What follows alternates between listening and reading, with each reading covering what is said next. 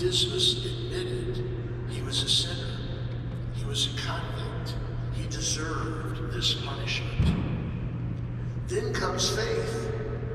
Dismas then says, but this man, he's still talking to the crook on the left, he said, this man between us is good and honorable and innocent and decent. Listen to him. All we hear is forgiveness and mercy and compassion. Oh my, St. Dismas expressing faith in Jesus. Faith in Jesus crucified next to him. Humility, faith.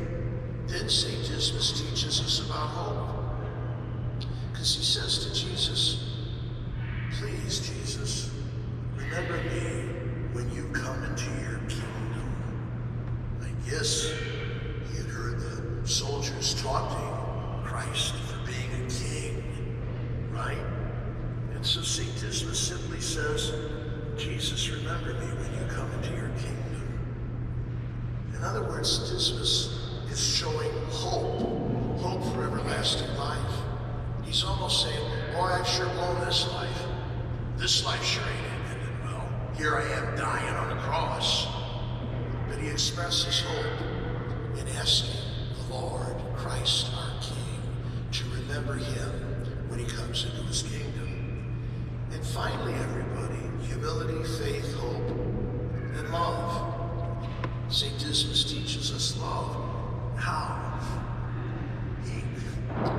He felt so close to Jesus.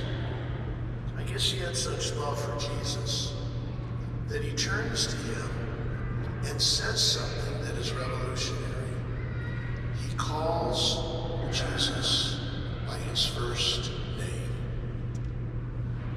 You know, Pope Benedict pointed out, nowhere in the gospel does anybody call Jesus by his first name. Mary and Joseph didn't. They understandably called him son, all right?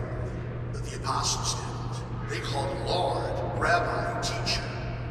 Even the people would call him Sir, or even people that would use his name would attach to it like Jesus, son of David.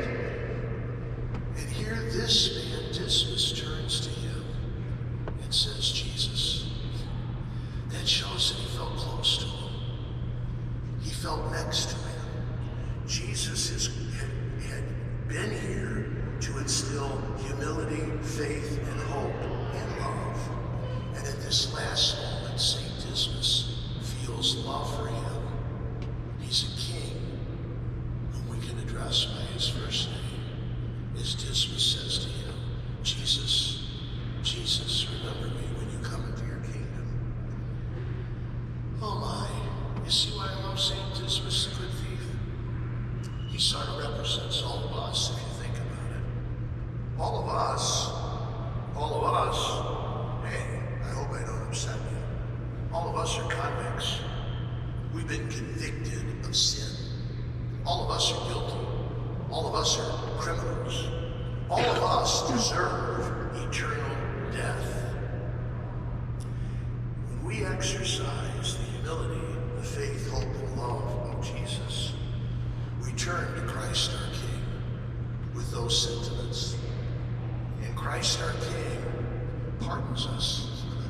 He gives us amnesty. He cancels the death penalty and promises us life everlasting as he takes upon himself our sins and the sins of the world. Viva Christus.